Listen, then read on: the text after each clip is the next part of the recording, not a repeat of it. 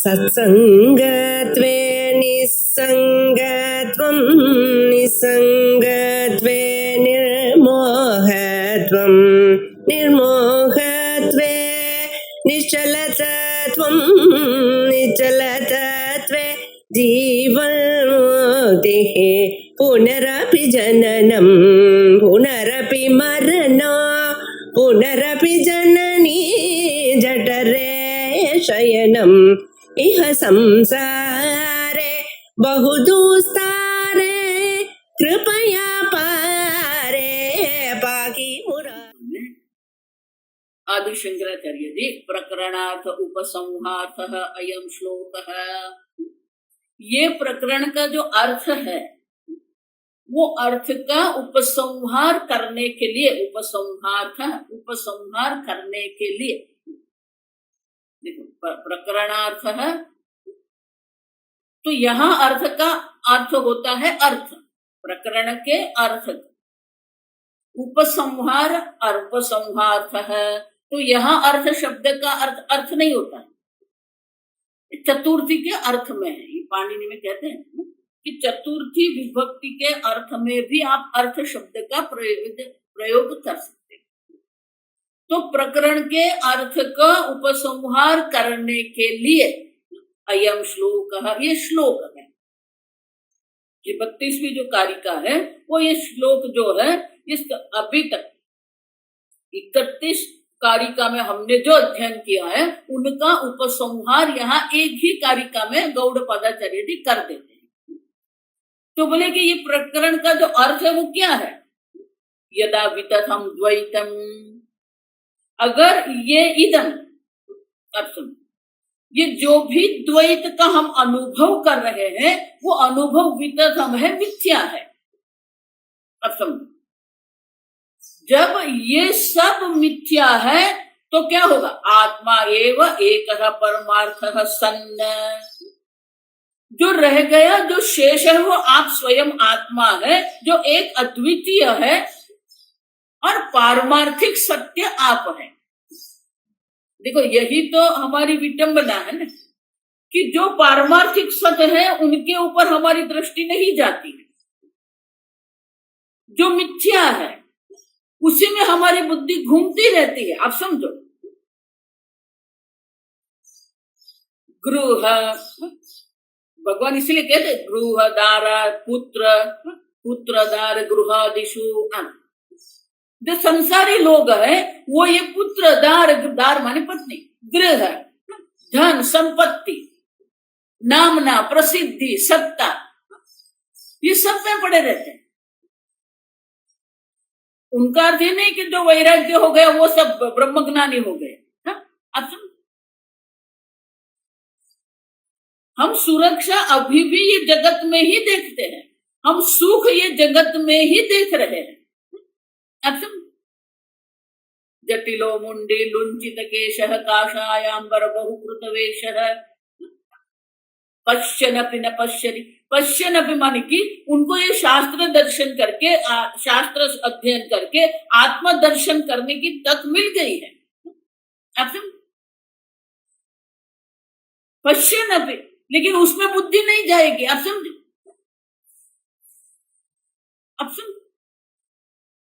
तो साधु जीवन शैली स्वीकार करने के बाद भी पश्यन्नपि न पश्यति, मूढ़ है।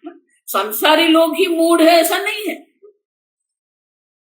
देखो पुनः पुनः इसलिए मैं कहती हूँ, एक बार कुंभ मेले में हो आइए, आपको बिल्कुल समझ में आ जाएगा कि साधु जीवन अपनाने से कुछ नहीं होता है। साधु जीवन से क्या है? ये एक प्रकार से दंभ है, आप समझो। भगवान इसीलिए कह गए यस्तु इंद्रियाणि संयम्यास्ते मनसा स्मरन् इंद्रियार्थान विमूढ़ात्मा। अभी भी इंद्रियों के विषयों में वो विमूढ़ है, मोहित है, अभी वो इस विषय में ही पड़े हुए हैं। महर्षि कहते थे कि ये संसार के सब बात छोड़ देते हैं, साधु बन जाते हैं। वित्तेषणा पुत्रेषणा लोकेषणा वित्थाय, माया ये 3 प्रकार से ही काम करती है। या तो आपके वित्त के पीछे लगा देती है, या तो आपको पुत्र आदि के गृह आदि में पीछे लगा देती है, या तो आपको लोक में प्रसिद्धि सत्ता परलोक के पीछे लगा देती है। अच्छा, तो ये सब छोड़ के आप साधु बन गए। साधु बनने के बाद भी क्या कर रहे हैं? इसलिए महाराज श्री का ये वाक्य प्रसिद्ध वाक्य है। माया, आप अगर माया को अगले द्वार से निकाल देंगे, वो पिछले द्वार से आ ही जाएगी, क्योंकि अभी भी वैराग्य नहीं है। विरक्त से एवं अधिकार ब्रह्म विद्या है। तो अगर वैराग्य नहीं है, बुद्धि अगर ठीक से शास्त्र में नहीं लग रही है, तो बुद्धि को ठीक करना आवश्यक है। अब समझो, तो माया पिछले द्वार से आने वाली ही है। अब समझो, महाराज श्री कहते थे संसारी लोग घर में आसक्त होते हैं, ये बाबा लोग क्या करते हैं? महाराज श्री बाबा लोग ऐसा कहते हैं, ये बाबा लोग क्या करते हैं? मेरा इतना बड़ा आश्रम है, ये मेरा आश्रम, ये मेरे इतने शिष्य जात, अब ये इतने मेरे आश्रम है, ये है, वो क्या है? संपत्ति है, वित्तेषणा है। मेरे इतने अनुयायी है, पुत्रेषणा है। मेरी इतनी प्रसिद्धि है, लोकेषणा है।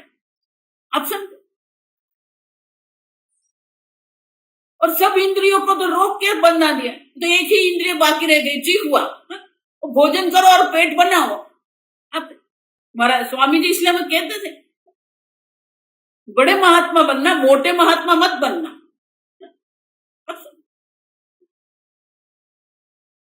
तो साधु जीवन से भी क्या है? कुछ नहीं है। वैराग्य है कि नहीं? हमारी बुद्धि शास्त्र अध्ययन में लगती है कि नहीं? वे विद्य वेदित वे पराच अपराच, ये सब छोड़ के हमें क्या करना है? जप करना है, तप करना है, शास्त्र अध्ययन करना है।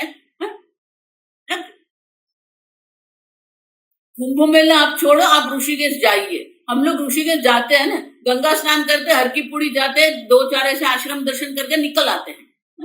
इसलिए वहां की जो जीवन शैली हम नहीं देखते हैं। अब तो साधु जीवन का अर्थ ये नहीं है कि आश्रम में जाके रह लिया। संन्यास्य श्रवणम कुर्या, ये संसार छोड़ के आपको शास्त्र श्रवण करना है। शास्त्र श्रवण माने क्या है? मात्र श्रवण नहीं है, आप समझो। श्रवण शब्द पारिभाषिक शब्द है। श्रवण शब्द का अर्थ क्या है? संपूर्ण षड्लिंग तात्पर्य निर्णय श्रवण। आपकी बुद्धि को लगाना ही पड़ेगा। बुद्धि नहीं लग रही, इनका अर्थ क्या हुआ?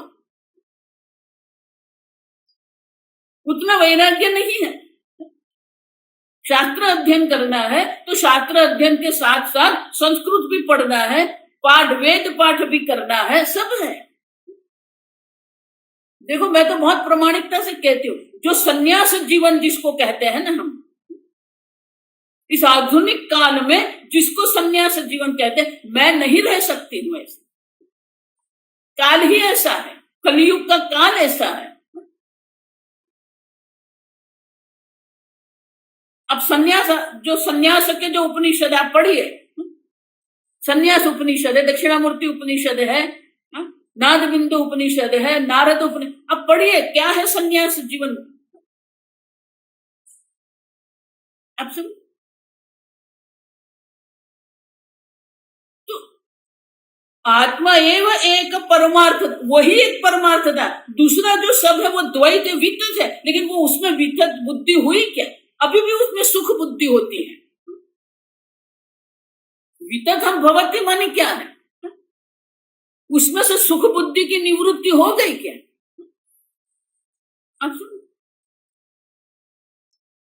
बोलना एक बात होती है, उस प्रकार की जीवन शैली अलग बात होती है। 3.5 वर्ष तक स्वामी जी आश्रम में रख के हमें प्रस्थांतर ही करवाते। अंत में स्वामी जी सत्संग में क्या कर, साधु जीवन किसको कहते हैं? स्वामी जी हमें बहुत स्पष्ट रूप से कह देते कि आश्रम में जब आप रहते हैं तो आश्रम के नियम होते हैं, इतने बजे आपको ये करना है, इतने बजे ये करना है, इतने बजे ये करना है। तो एक नियम है शास्त्र में, आश्रम में। अब देखिए स्वामी जी कहते थे आप जब बाहर निकलेंगे, जब आप अपने आप रहने लगेंगे तो आपका जीवन कैसा होना चाहिए। मैं पुनः पुनः क्यों आपको कहती हूँ कि रामदेव बाबा आते हैं तो सब उठ जाते हैं, रामदेव बाबा गए बाकी वही संसारी जीवन।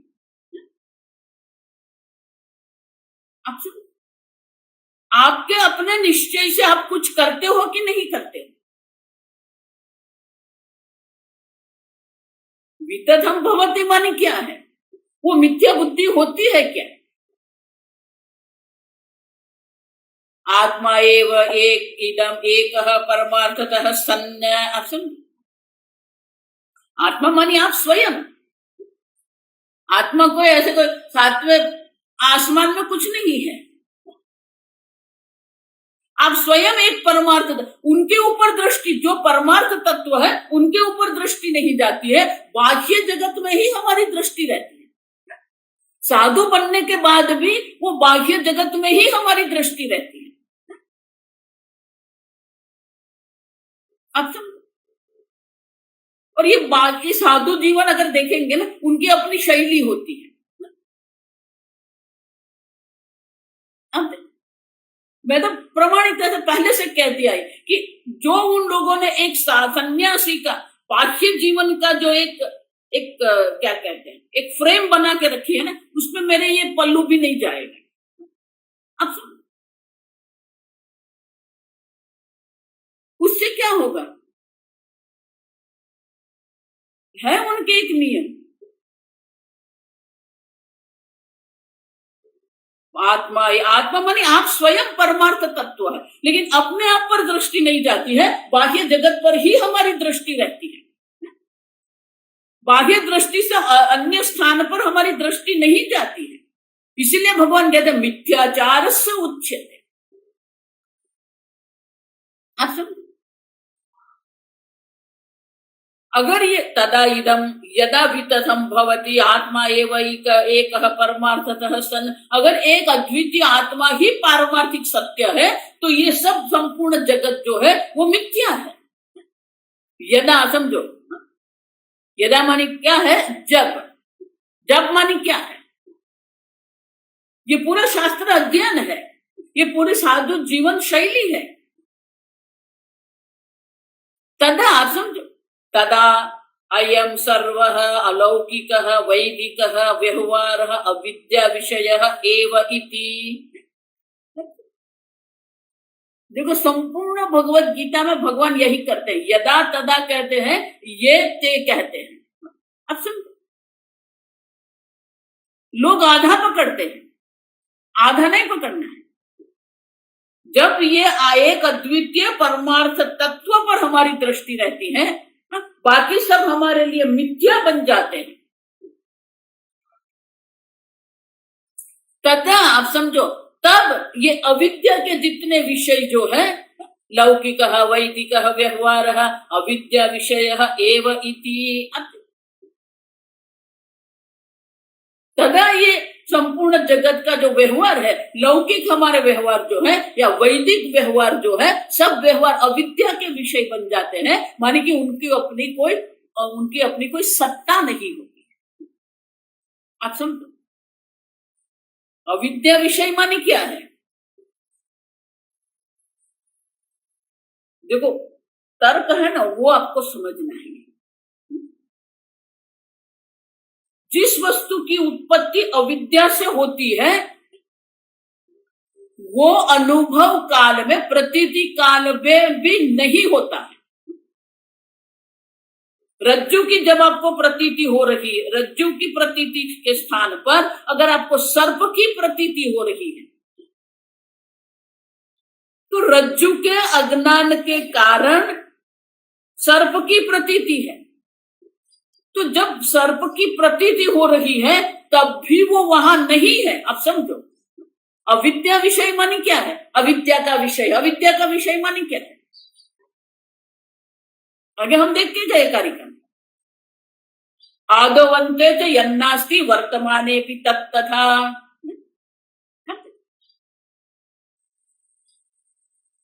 घड़ा पहले भी नहीं था, उत्पत्ति के पहले घड़ा नहीं था, उत्पत्ति के बाद घड़ा है ऐसा हम कहते हैं, और नाश के बाद घड़ा नहीं रहता है। तो बीच में वर्तमान में जब हम है कह रहे हैं तब भी वो नहीं है। क्यों? अविद्या विषयत्वात्। अब समझो, वृत्ति के व सत्य, जब तक पारमार्थिक तत्व का दर्शन नहीं होता है तब तक ये मिथ्या नहीं होता है। ब्रह्म सत्यम जगत मिथ्या। पहले सत्य ब्रह्म का ज्ञान होना चाहिए तो ये जगत मिथ्या होगा। अच्छा, इसीलिए वो शिवानंद जी महाराज का जो वाक्य है ना, बहुत सुंदर वाक्य है। बात हम सत्य मिथ्या की करते रहते हैं, अविद्या विषय की बात करते रहते हैं। तीनों काल में जगत नहीं है, ताल में नमक नहीं है, तीनों काल में जगत नहीं है, ये हमारी बुद्धि है। अब सुन, तो हमारी दृष्टि कहाँ होनी चाहिए? जब हम शास्त्र अध्ययन कर रहे हैं, ये जगत मिथ्या है ऐसा नहीं है। पहले पारमार्थिक तत्व को जानो, पहले ब्रह्म सत्य को जानो, फिर ये जगत मिथ्या है। अच्छा, आत्मा एवकार करके क्या करते, भार पूर्वक है, आत्मा ही एक पारमार्थिक तत्व है, आप ही एक पारमार्थिक तत्व है। आपसे अन्य जो भी कुछ है, अद्या अविद्या विषय व्यवहार, ये जो व्यवहार है वो अविद्या का विषय है, माने कि है ही नहीं। अविद्या से जो उत्पन्न हुआ दिख रहा है वो सही में नहीं होता है,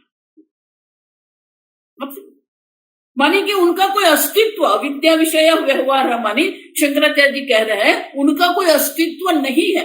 वही ये प्रकरण का अर्थ है। जिसमें आप सुख बुद्धि करके बैठे हैं, जिसमें हम सुरक्षा करके बैठे हैं, अब लौकिक व्यवहार, वैदिक व्यवहार, संपूर्ण जगत जो है उनका अस्तित्व ही नहीं, क्योंकि अविद्या विषय है। नासतो, देखो इसलिए ये भगवान का जो वाक्य है ना, नासतो विद्यते भावः असतः भावः न विद्य, है ही नहीं, आप किसके लिए कर रहे हैं? और इसीलिए ये संपूर्ण अभी तक का जितना भी हमने अध्ययन किया है उनका सार अभी एक ही कारिका में गौड़पादाचार्य जी हमें दर्शाते हैं। कारिका में न निरोध न च उत्पत्ति, न निरोध न च उत्पत्ति, न बद्धो न च साधकः, न बद्धो न च साधकः, न मुमुक्षुर्न वै मुक्तः, न मुमुक्षुर्न वै मुक्तः, इत्येषा परमार्थता, इत्येषा परमार्थता, इत्येषा परमार्थता। यही परमार्थता है, यही वास्तविकता है।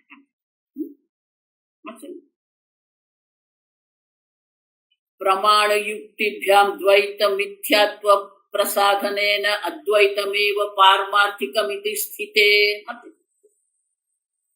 प्रमाण के द्वारा वेदांतेषु, हम देखेंगे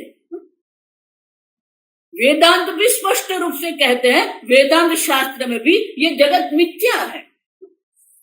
प्रमाण युक्तिभ्याम, तर्क से भी हमने देखा जिस प्रकार के स्वप्न जगत का आप अनुभव करते हैं, लेकिन वो स्वप्न जगत मिथ्या है, उसी प्रकार से ये जागृत दृश्य भी मिथ्या है।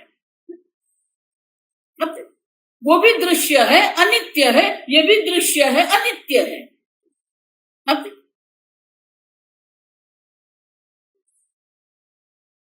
और इसलिए आनंद गिरी महाराज कहते हैं प्रमाण युक्तिभ्याम द्वैत मिथ्यात्व प्रसाधनेन, ये सिद्ध करके दे बता दिए। द्वैतमेव पारमार्थिकमिति स्थिते निर्धारणार्थम संगृह्णाति, ये जो निर्धारण हमने किया है वो निर्धारण का सार अभी संगृह्णाति, माने कि उनका सार संग्रहित करके एक ही कारिका में कहते हैं।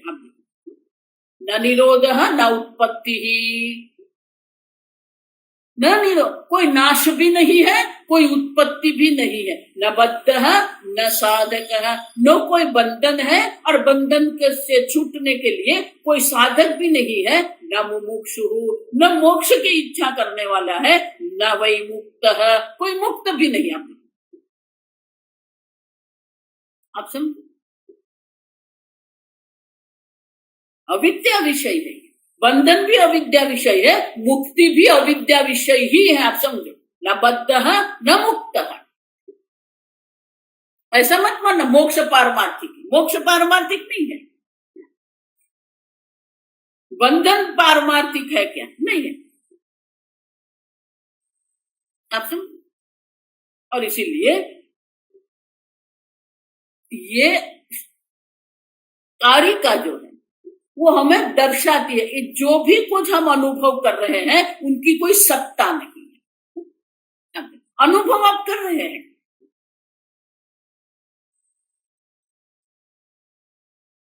व्यवहार मात्र से अविद्या विषयत्व, आप व्यवहार विषय, आप उनके साथ व्यवहार कर रहे हैं, लेकिन जितने भी व्यवहार जो है वो सब अविद्या के विषय है, माने कि सही में उनकी कोई सत्ता नहीं है।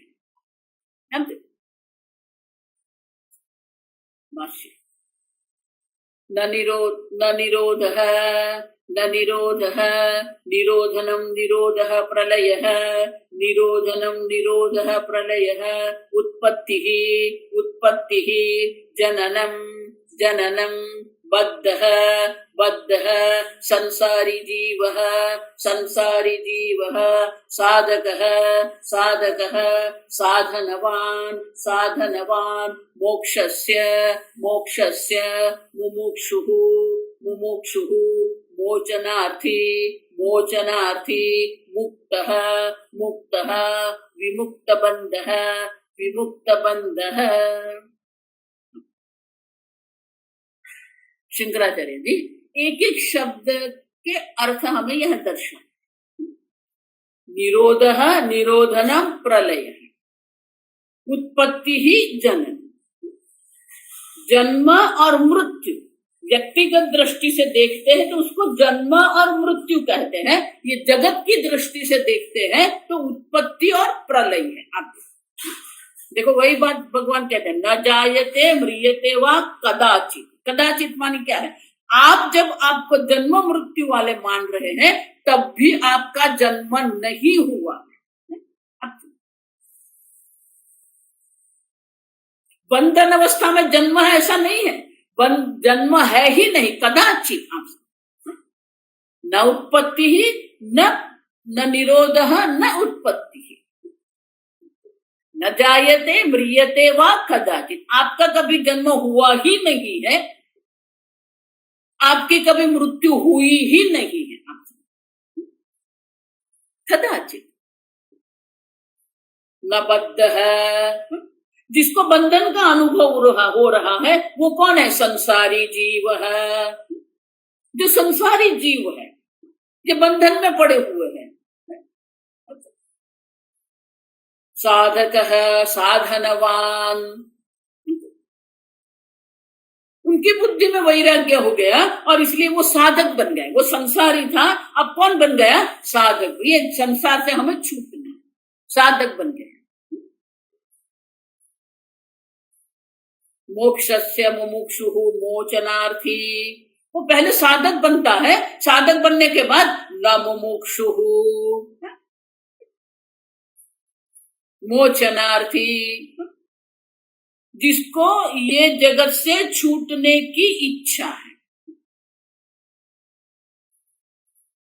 न मुक्त है, कोई मुक्त भी नहीं है, आप समझो।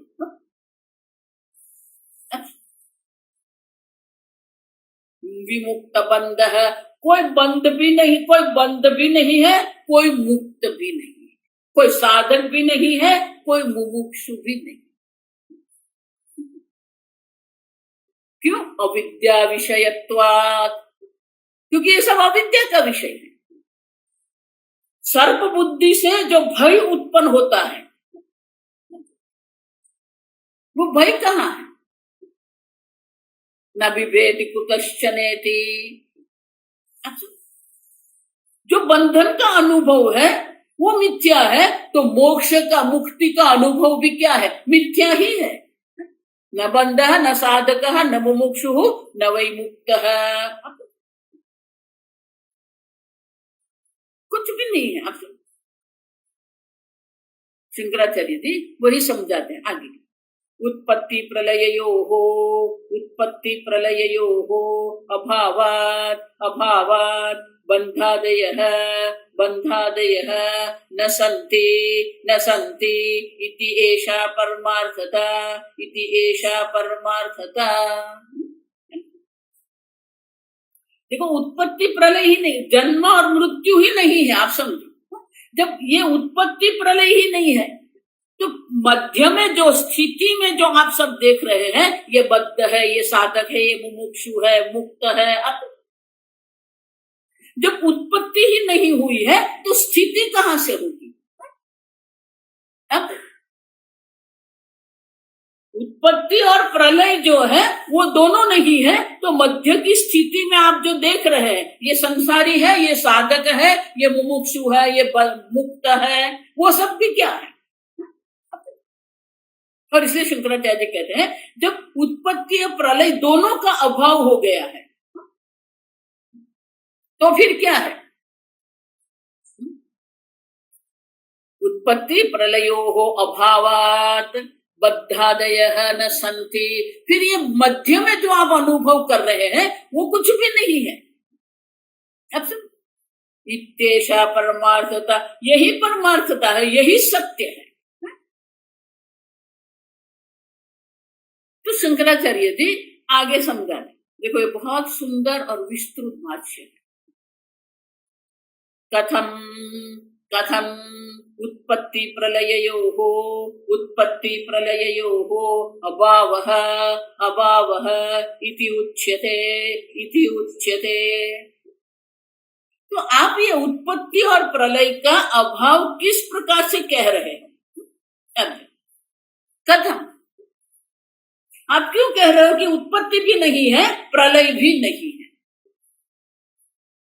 तो शंकराचार्य जी उत्तर देते हैं, द्वैतस्य, द्वैतस्य असत्वत्वात्, असत्वत्वात्, असत्वात्, असत्व, असत्य, डबल बोलना, क्योंकि द्वैत की कोई सत्ता ही नहीं है। अब द्वैत है तो फिर बंधन होगा ना। बंधन किस कारण से हो सकता है? दो होना चाहिए तो बंधन होगा, लेकिन दूसरा कुछ है ही नहीं जिसके कारण आपको बंधन का अनुभव हो सकता है। द्वैत ही नहीं है, आप समझो। द्वैत अगर सत्य है तो फिर बंधन सत्य है, बंधन सत्य है तो फिर वो साधक बनेगा, वो साधक बन के मुमुक्षु बनेगा, मुमुक्षु बन के वो मुक्त हो जाएगा। देखो, इसलिए मैं कहती हूँ ना, जितने संप्रदाय वाले ये चला रहे हैं ना आजकल के संप्रदाय, आप हमारे संप्रदाय में आ जाइए, हमारे गुरु को मान लीजिए, वो आपको मुक्त कर देंगे। अब मुक्ति ही नहीं है, किस मुक्ति की बात आप कर रहे हैं? किस मोक्ष की आप बात कर रहे हैं? न बंधः न मुक्तः। आप समझो, बंधन भी मिथ्या है, मोक्ष भी मिथ्या है, ये वेदांत है। आप समझो। नहीं नहीं नहीं, शास्त्र ने कहा है। हा? किस मोक्ष की आप बात कर रहे हैं? द्वैत है तो ये सब है, आप समझो। उत्पत्ति नहीं, प्रलय नहीं, तो स्थिति काल में ये जो आप अनुभव कर रहे हैं, जो द्वैत जिसको हम कहते हैं, वो द्वैत का अभाव ही है। आप समझो, द्वैतस्य असत्वात्, है ही नहीं। वही मैं कह रही हूं ना, असतः भावः न विद्यते, उनका अस्तित्व ही नहीं है। सर्प का अस्तित्व नहीं है,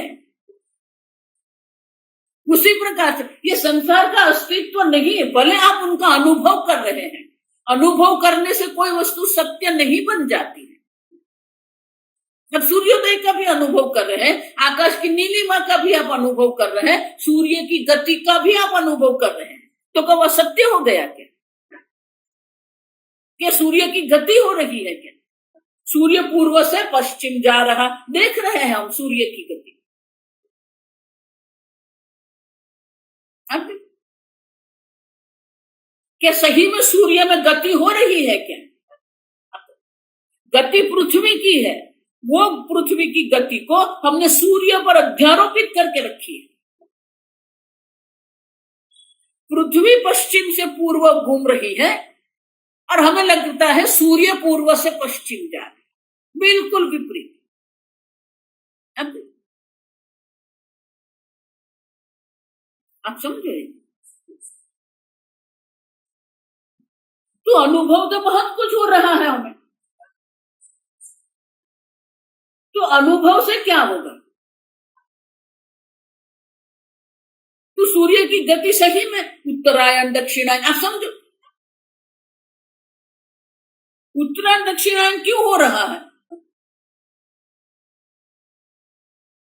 पृथ्वी की गति के कारण ही ये सब हमारा अनुभव है। उत्तरायण दक्षिणायन आप कहेंगे, पूर्व से पश्चिम सूर्योदय सूर्यास्त कहेंगे, ये सब पृथ्वी की गति के कारण है।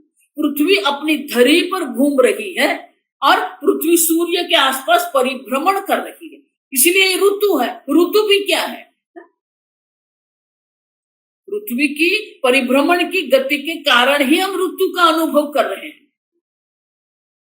अच्छा, तो अनुभव तो बहुत कुछ हो रहा है हमें। देखो, इसीलिए ये जो लोग कहते हैं मुझे लगता है, ये लगता क्या है? नहीं, मुझे लगा कि ऐसा है, ये लगा क्या? आपको क्या लगा?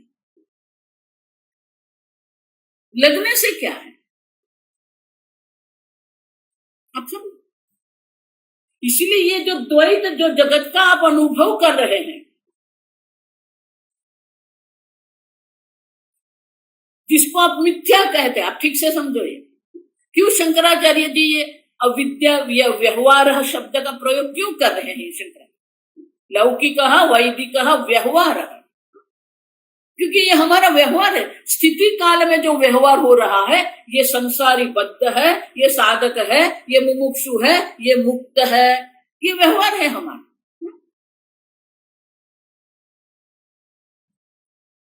तो ये जो व्यवहार हमारा हो रहा है,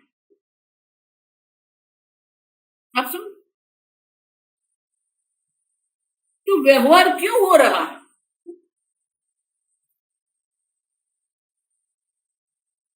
पंचदशी में द्वैत विवेक प्रकरण में स्पष्टता करते हैं।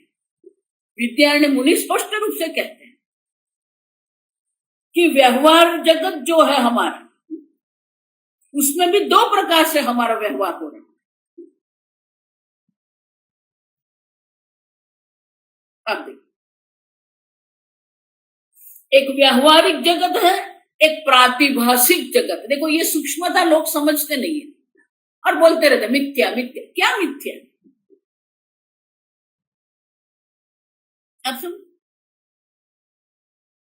एक व्यवहारिक जगत है जिसे हम ईश्वर सृष्टि कहते हैं, एक प्रातिभाषिक जगत है जिसे हम जीव सृष्टि कहते हैं।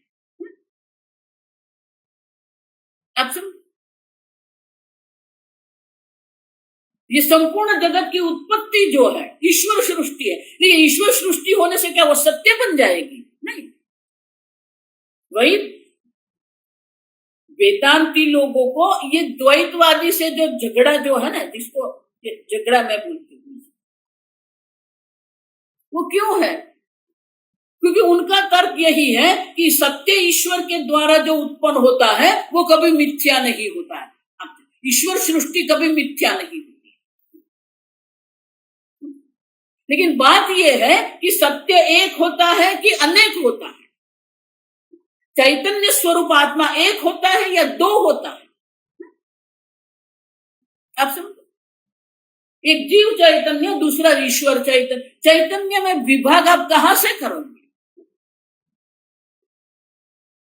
आप समझो, ईश्वर सृष्टि हम भी स्वीकारते हैं।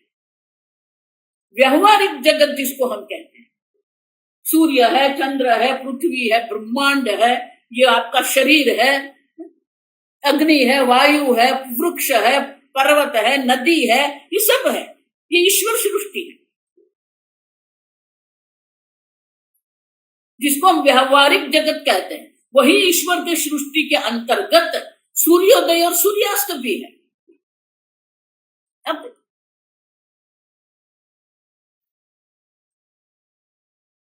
लेकिन हमारे बंधन का कारण क्या है? ईश्वर सृष्टि हमारे बंधन का कारण है क्या? ईश्वर सृष्टि हमारे बंधन का कारण नहीं है, आप समझो। यहां ही बहुत सारे लोग गड़बड़ करते हैं। आपकी समस्या ईश्वर सृष्टि नहीं है, जिसको हम मिथ्या कहते हैं। मिथ्या में ये जो दो है, एक व्यवहारिक है, दूसरा प्रातिभाषिक है। व्यवहारिक जो वो ईश्वर सृष्टि है, प्रातिभाषिक है वो जीव सृष्टि है। अच्छा, आपकी समस्या ये ईश्वर सृष्टि नहीं है, आपकी समस्या आपका प्रातिभाषिक जगत है। ये बोल रहे हैं ना, मुझे लगता है, ये मुझे लगता है ना, ये प्रातिभाषिक है।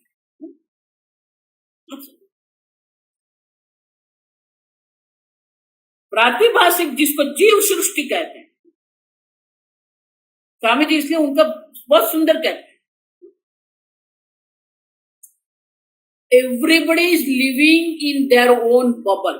स्वामी जी ये बबल शब्द का प्रयोग, सबने अपना एक व्यक्तिगत जगत बना के रखा है, वो जगत में वो रहते हैं। देखो मैं समझाती हूँ, व्यक्तिगत जगत क्या है, प्रातिभाषिक क्या है, ठीक से समझो, नहीं तो ये कारिका आपकी समझ में आने वाली ही नहीं है। ठीक से समझो। देखो एक ही घर है, एक ही घर में 4 व्यक्ति रहते हैं, माता पिता है, पुत्र है, पुत्री है, 4 लोग हैं, एक ही घर में रहते हैं। पिताजी अपना व्यापार करके धन संपत्ति लाते हैं, माता जो है वो घर का पूरा व्यवहार है, परिवार का जो व्यवहार है वो सब संभालती है।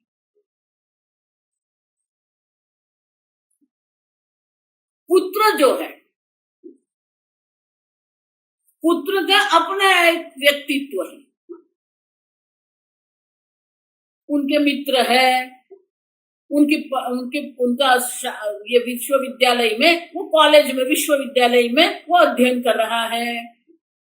ये छोटी है, छोटी जो विद्यालय में अध्ययन कर रही है, उनके भी अपना मित्र मंडल है, उनकी सखी है, उनके भी राग द्वेष है।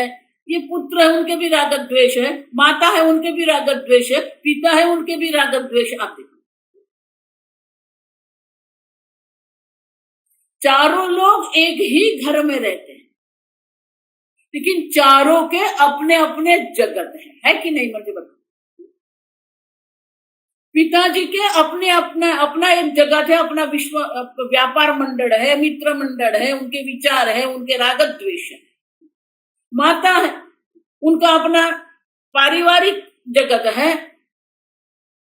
उनके सखी है, उनका सखी मंडल है, उनका महिला मंडल है।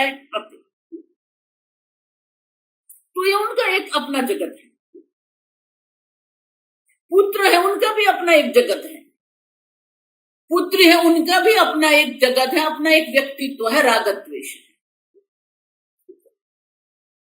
चारों रहते हैं एक ही छत के नीचे, लेकिन चारों का जगत क्या एक ही है क्या?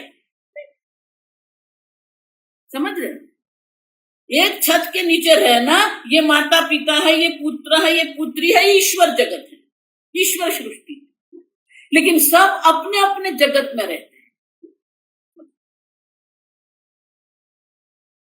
सबके अपने अपने राग द्वेष है, सबके अपने अपने हैं। अब सब अपने प्रातिभाषिक जगत में है। जब तक ये प्रातिभाषिक जगत में थोड़ा कुछ है, अब देखो, प्रातिभाषिक जगत में थोड़ा कुछ सामान्य होता है तो उन लोगों को ऐसा लगता है हमारी मिल गई।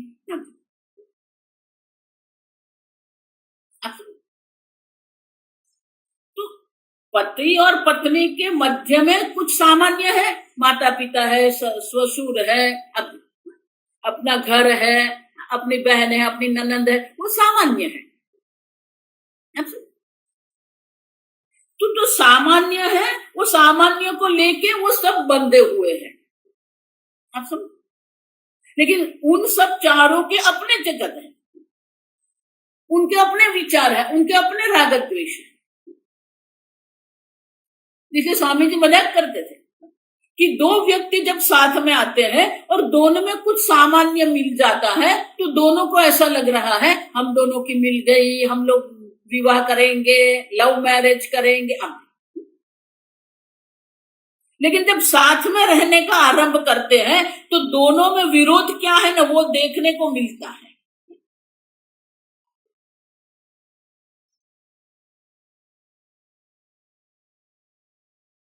तो व्यवहारिक जगत जिसको हम कहते हैं वो व्यवहारिक जगत आपकी समस्या नहीं है।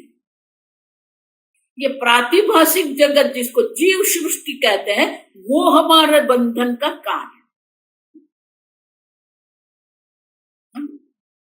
ईश्वर सृष्टि भी अविद्या विषय है, जीव सृष्टि भी अविद्या विषय है, लेकिन ईश्वर सृष्टि की निवृत्ति करने की आवश्यकता नहीं है, जीव सृष्टि की निवृत्ति करनी है। जो प्रातिभाषिक जगत है, जो आपका अपना एक जगत है, ईश्वर सृष्टि में कोई समस्या नहीं है। ईश्वर सृष्टि में भी प्रतिकूलता अनुकूलता है, आप समझो। शीत काल है, उष्ण काल है, ये ईश्वर सृष्टि की समस्या है, लेकिन उनके उपाय भी है,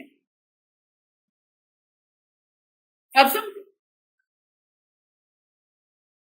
जो समस्या हमारी है ये हमारा प्रातिभाषिक जगत हमारी समस्या है, जो ये मध्यम है, न बद्ध न साधक न मुमुक्षु न मुक्त। अब समझ रहे हो मैं क्या कह रही हूं? ये मध्य में जो प्रातिभाषिक जगत लेके जो हम बैठे हैं वो हमारी समस्या है, वो हम छोड़ने को तैयार ही नहीं है।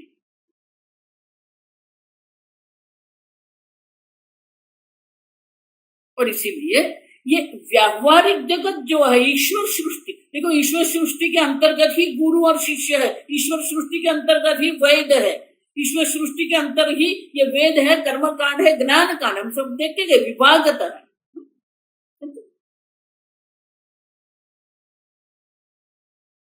ईश्वर सृष्टि के अंतर्गत ही कर्म कांड है जिसके द्वारा आपके अंतःकरण की शुद्धि होती है, आपकी बुद्धि सूक्ष्म हो सकती है।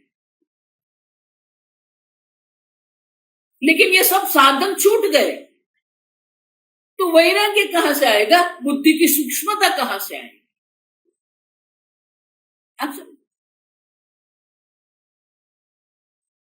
प्रातिभाषिक जगत है वो आपकी समस्या है, ईश्वर सृष्टि माता पिता आपकी समस्या नहीं है। आपकी समस्या आपका जो व्यक्तिगत जगत है, आपका जो व्यक्तिगत प्रातिभाषिक जो जगत है वो आपकी समस्या है। साधु जीवन किसके लिए है, हमारे ये व्यक्तिगत जगत की समस्या को सुलझाने के लिए ये साधु जीवन है।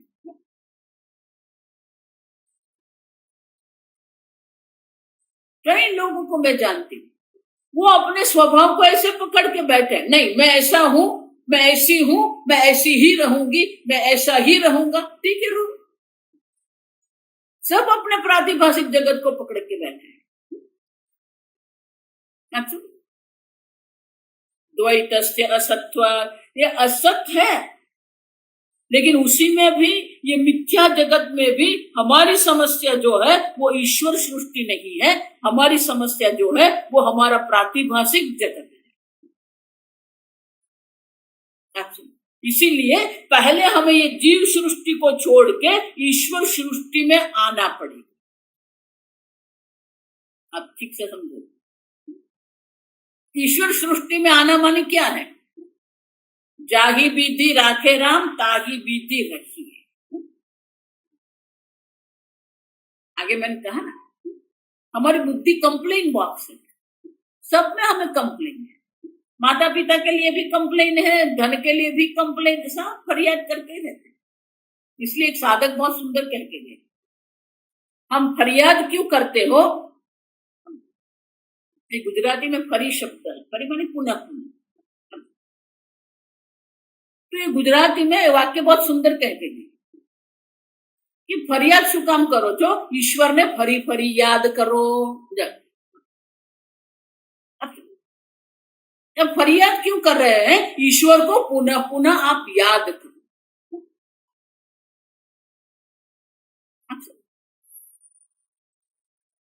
जब तक आप ईश्वर सृष्टि में नहीं आएंगे तब तक ये ब्रह्म ज्ञान की कोई संभावना नहीं।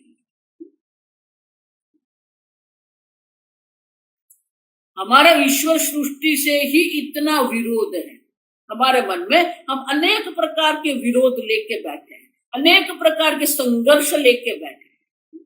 इसलिए मैं वो चिन्मयानंद जी का वो वाक्य में आपको कहते रहती हूँ, सतयुग में दो जगत के बीच में युद्ध होता, असुर लोक और देवलोक। आप समझो, त्रेता युग में एक ही जगत में, एक ही लोक में दो राज्य के बीच में युद्ध हुआ था, राम राज्य और रावण राज्य।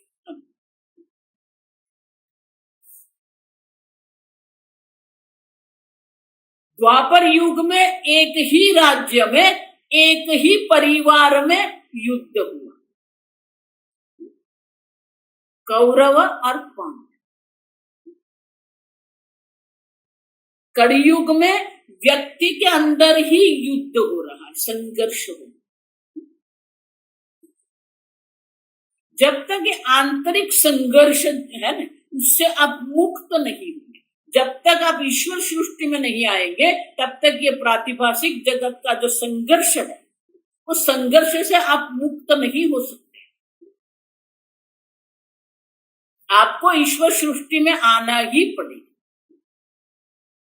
जब तक आप ईश्वर सृष्टि में नहीं आएंगे तब तक आप कितने वर्षों तक शास्त्र अध्ययन करते रहो, वो सब शास्त्र अध्ययन आपके लिए बिल्कुल व्यर्थ है। देखो, मेरे वाक्य आपको कड़क लगेंगे, लेकिन ये वास्तविक द्वैत मिथ्या है, लेकिन वही द्वैत में बैठ के हमें ये ब्रह्म ज्ञान प्राप्त करना है। तो ये जो द्वैत में बैठ के हम ब्रह्म ज्ञान प्राप्त कर रहे हैं, उसमें हमें पहले क्या करना पड़ेगा? जितनी आपकी जीव सृष्टि कम होती जाएगी, स्वामी जी इसे कहते थे, मोर ईश्वर in your life more relax you are. जितनी आप ईश्वर सृष्टि में रहेंगे आप उतने ही मुक्त रहेंगे। बंधन का कारण क्योंकि ईश्वर सृष्टि है ही नहीं। आपकी प्रातिभाषिक, आपका अपना जो एक जगत बना के आपने रखा है, आपका जो व्यक्तिगत जीव सृष्टि जो है, वो आपके बंधन का कारण। इसीलिए विद्यारण्य मुनि हमें ये विवेक करवाते हैं। द्वैत विवेक माने क्या है? ईश्वर सृष्टि, जीव सृष्टि। वहां स्पष्ट रूप से लिखते हैं कि ये जीव सृष्टि हमारे बंधन का कारण है। जब तक आप जीव सृष्टि में बैठे रहेंगे, ये बंधन का अनुभव होता ही रहेगा। फिर या संसारी है या साधक है या आपने साधु जीवन अपना लिया है, लेकिन अगर आप आपके प्रातिभाषिक जगत में ही रहते हैं, देखो इसलिए मैं टीका करती हूँ कि ये साधु लोग भी अपना एक जगत बना के रहते हैं।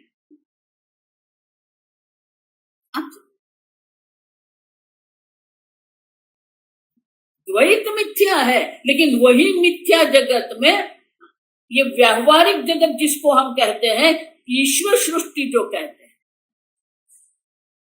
वो ईश्वर सृष्टि में पहले आप आइए। जीव सृष्टि का त्याग। जब तक ये जीव सृष्टि नहीं छूटेगी, ये ईश्वर सृष्टि समझ में नहीं आएगी। स्वामी जी हमें दिनों मास तक स्वामी जी हमें ये ध्यान करवा,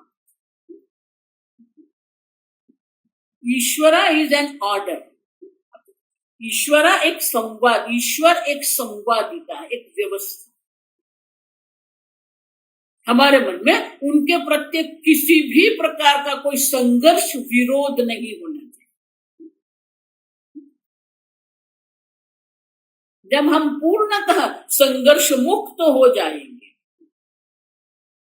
वही भगवान कहते हैं यदा ते मोह कलिलम बुद्धि व्यतितरिष्य।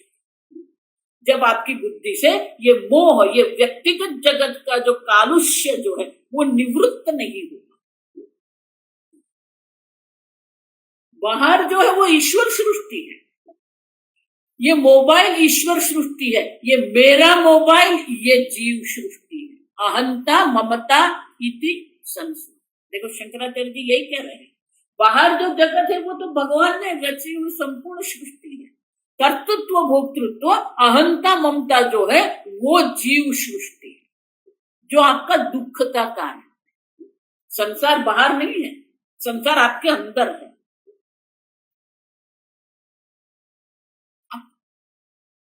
वल्लभाचार्य जी कहते हैं अहंता ममता इति संसार।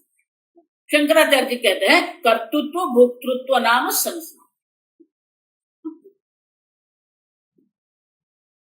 कर्तृत्व भोक्तृत्व ही संसार।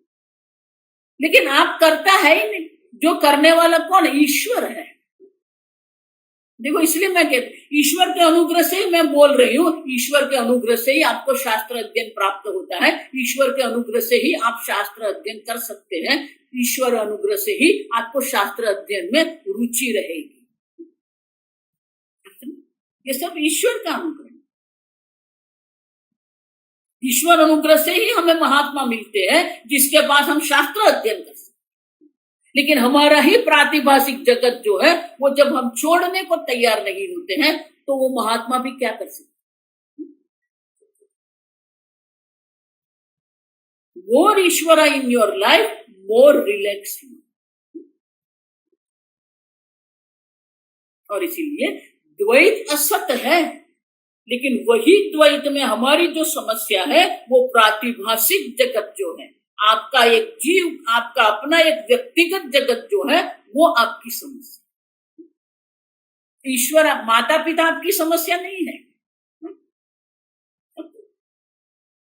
आपका शरीर आपकी समस्या नहीं है, ये ईश्वर सृष्टि है। और इसीलिए द्वैतस्य असत्वात्, ये द्वैत मिथ्या है। अब द्वैत मिथ्या है आपने निर्धारण तो कर लिया, लेकिन किसके आधार पर आप कह रहे हो कि द्वैत मिथ्या है? तो शंकराचार्य जी अनेक उपनिषद जो है, उपनिषद के वाक्य का अवतरण करते हैं, वो हम कल देखेंगे। ओम असतो मा